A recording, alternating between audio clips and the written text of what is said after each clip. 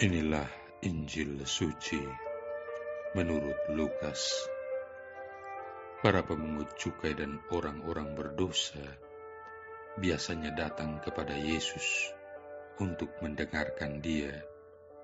Maka bersungut-sungutlah orang-orang Farisi dan ahli-ahli Taurat, katanya, Ia menerima orang-orang berdosa dan makan bersama-sama dengan mereka.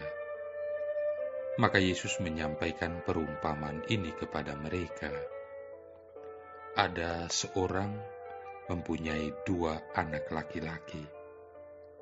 Kata yang bungsu kepada ayahnya, "Bapa, berikanlah kepadaku bagian harta milik kita yang menjadi hakku." Lalu ayahnya membagi-bagikan harta kekayaan itu di antara mereka. Beberapa hari kemudian, anak bungsu itu menjual seluruh bagiannya itu, lalu pergi ke negeri yang jauh.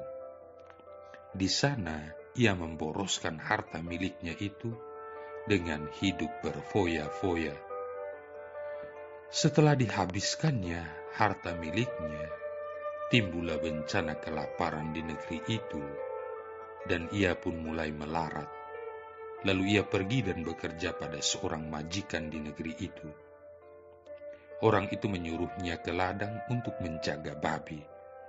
Lalu ia ingin mengisi perutnya dengan ampas yang menjadi makanan babi itu, tetapi tidak seorang pun yang memberikannya kepadanya. Lalu ia menyadari keadaannya, katanya, "Betapa banyaknya orang upahan Bapakku yang berlimpah-limpah makanannya, tetapi aku di sini mati kelaparan. Aku akan bangkit dan pergi kepada Bapakku dan berkata kepadanya, Bapa, aku telah berdosa terhadap surga dan terhadap Bapa. Aku tidak layak lagi disebut anak Bapa. Jadikanlah aku sebagai salah seorang upahan Bapa." Maka bangkitlah ia dan pergi kepada bapanya. Ketika ia masih jauh, ayahnya telah melihatnya, lalu tergeraklah hatinya oleh belas kasihan. Ayahnya itu berlari mendapatkan dia, lalu merangkul dan mencium dia. Kata anak itu kepadanya, "Bapa, aku telah berdosa terhadap surga dan terhadap Bapa. Aku tidak layak lagi disebut anak Bapa." Tetapi ayah itu berkata kepada hamba-hambanya, "Lekaslah bawa kemari jubah yang terbaik, dan pakaikanlah kepadanya. Kenakanlah cincin pada jarinya dan sepatu pada kakinya. Dan ambillah anak lembu tambun itu, sembelilah dia, dan marilah kita makan dan bersuka cita. Sebab anakku ini telah mati dan menjadi hidup kembali. Ia telah hilang dan didapat kembali." Maka mulailah mereka bersukaria. Tetapi anaknya yang sulung berada di ladang. Ketika ia pulang dan dekat ke rumah, ia mendengar bunyi seruling dan nyanyian tari-tarian. Lalu ia memanggil salah seorang hamba dan bertanya kepadanya, "Apa arti semua itu?" Jawab hamba itu, "Adikmu telah kembali, dan ayahmu telah menyembelih anak lembu tambun, karena ia mendapatkan kembali anak itu dengan selamat."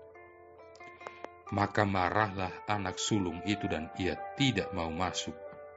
Lalu ayahnya keluar dan berbicara dengan dia. Tetapi ia menjawab ayahnya, katanya, "Telah bertahun-tahun aku melayani Bapa, dan belum pernah aku melanggar perintah Bapa. Tetapi kepadaku belum pernah Bapa memberikan seekor anak kambing pun untuk bersuka cita dengan sahabat-sahabatku. Tetapi baru saja datang anak Bapa yang telah memboroskan harta kekayaan Bapa bersama dengan pelacur-pelacur, maka Bapa menyembelih anak lembu tambun itu untuk dia." Kata ayahnya kepadanya, "Anakku, engkau selalu bersama-sama dengan aku, dan segala kepunyaanku adalah kepunyaanmu. Kita patut bersukacita dan bergembira, karena adikmu telah mati dan menjadi hidup kembali. Ia telah hilang dan didapat kembali. Demikianlah sabda Tuhan. Saudara-saudari yang terkasih, perumpamaan tentang anak yang hilang adalah salah satu perumpamaan Yesus yang paling terkenal dan populer. Dari zaman ke zaman, para kudus gereja dan para komentator kitab suci telah mempertimbangkannya dari banyak sudut yang berbeda satu sama lain. Ada yang melihat dari sudut pertobatan si anak bungsu dan kembalinya dia kepada sang ayah. Ada yang melihat tentang sikap membenarkan diri sendiri si anak sulung dan kemarahannya, atau dari sudut pandang cinta kasih sang bapa kepada kedua orang anaknya. Namun pendekatan yang paling biasa untuk memandang cerita ini adalah sebenarnya dari sudut si bapa, karena bagaimanapun juga perumpamaan ini sebenarnya berisi mengenai cinta kasih seorang bapa yang tidak ada batasnya kepada anak-anaknya, tidak hanya tentang keterpurukan si anak bungsu atau penolakan si anak sulung. Apabila kita memandang cerita ini dari sudut pandang sang bapa, maka kita akan memperoleh gambaran tentang hati Allah, hati yang dipenuhi dengan cinta kasih yang tidak terbatas bagi kita masing-masing, meski kita adalah anak-anaknya yang sudah berdosa dan jauh hilang tersesat. Saudara-saudari yang terkasih, bayangkanlah betapa besar kasih Bapa Surgawi terhadap diri kita. Begitu besar kasihnya, sehingga dia memberikan kehendak bebas kepada kita masing-masing untuk mengasihi dia atau menolak dia. Ini adalah pilihan kita. Bahkan jika kita memilih untuk menolak dia serta segala kehendaknya dan mengalami konsekuensi-konsekuensi dosa kita, Allah tetap mengasihi kita dan dengan penuh kerinduan tetap menantikan kita kembali kepadanya. Pada saat kita sadar akan kedosaan kita, lalu bertobat dan kembali kepadanya, Dia ada di sana menunggu kita. Dan Allah tidak menunggu sampai kita berubah secara lengkap, karena Dia tidak mencari kesempurnaan dari diri kita. Allah hanya ingin agar kita datang menghadapnya dengan hati yang bertobat, hati yang remuk redam, penuh penyesalan. Saudara-saudari yang terkasih, sekali kita memutuskan untuk kembali kepada Allah, Dia akan datang berlari menemui kita, bahkan ketika masih berada cukup jauh dari dirinya.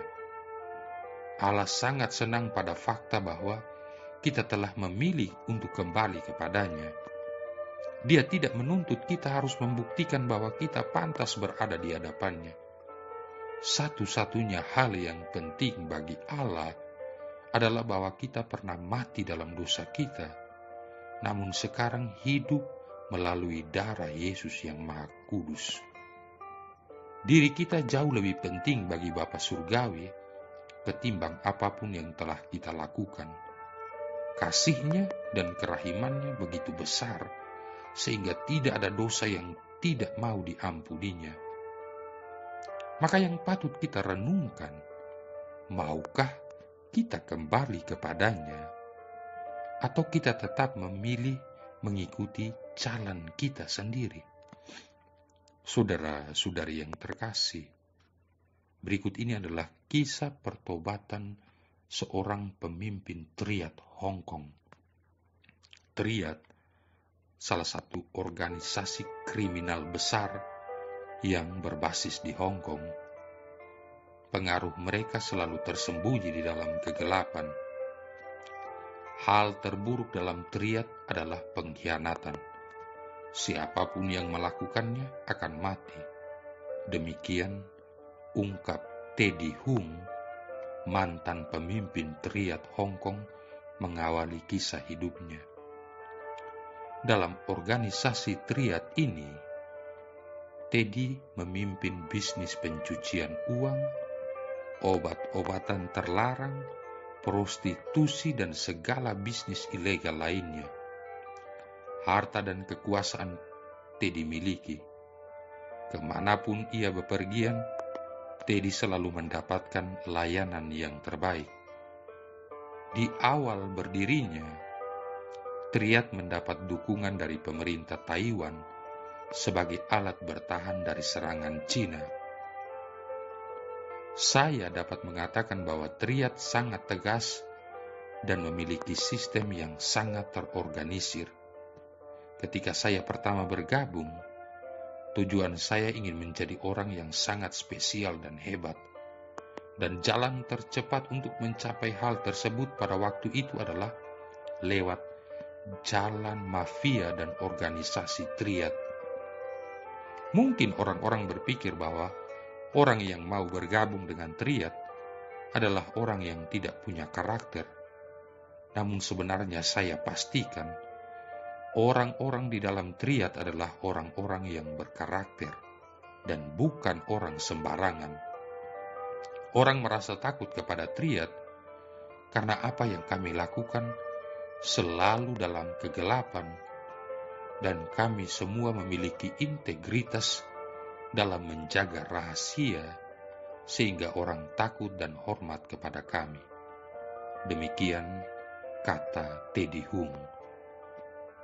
Semua anggota organisasi diberi kode nomor, dan nomor saya 415. Tugas saya memimpin setiap operasi di lapangan. Saya berurusan dengan perekrutan orang, menyelesaikan setiap masalah anggota di lapangan, dan memikirkan bagaimana memperluas jaringan. Ungkap Teddy Hung mengisahkan peranannya dalam organisasi triad. Teddy berada di puncak kekuasaan, namun bukan berarti ia lepas dari masalah. Ada polisi dari Inggris beberapa kali selalu datang dan mengganggu bisnis kami. Hong Kong waktu itu masih di bawah kekuasaan Inggris, sehingga polisi itu menggunakan kekuasaannya untuk menangkap aku terlebih dahulu, kata Teddy. Namun penjara tidak pernah bisa menghalangi sepak terjang Teddy dalam memimpin organisasi triad. Teddy mengurus semua bisnisnya dari penjara. Saya dipenjara di sebuah penjara yang sudah terbengkalai, sehingga yang pertama saya lakukan adalah merenovasi penjara itu agar menjadi tempat yang lebih baik untuk saya tinggali.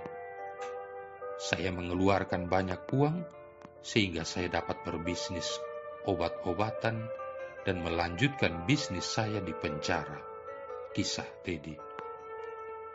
Di balik kesangaran dan ketenangan sikapnya, tidak ada yang tahu bahwa sebenarnya Teddy mengalami depresi yang berat. Yang diinginkannya hanyalah mati.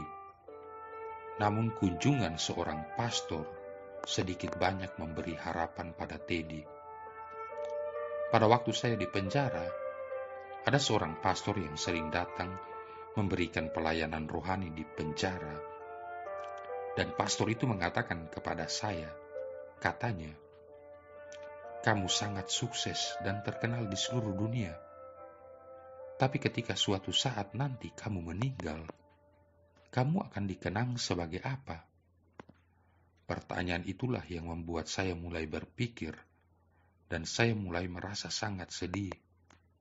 Yang membuat saya merasa depresi adalah saya mulai sadar, semakin saya sukses, semakin saya merasa bersalah dan merusak hidup banyak orang. Semakin saya sukses, saya tidak membantu banyak orang, justru saya banyak menghancurkan hidup orang lain. Ungkap Teddy Hung mengenai awal perubahan hidupnya.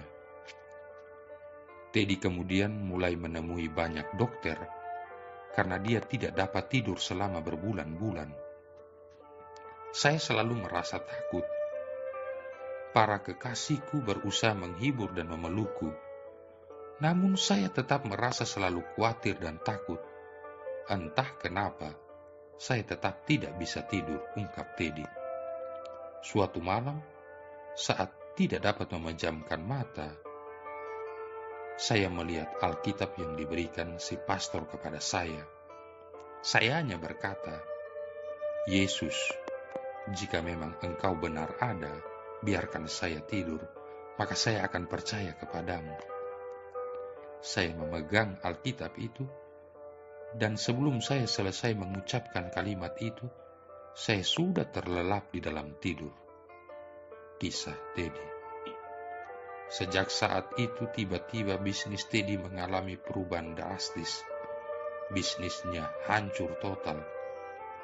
Semua teman-teman saya mulai mengatakan bahwa Tuhan yang saya sembahlah yang membuat bisnis ini hancur.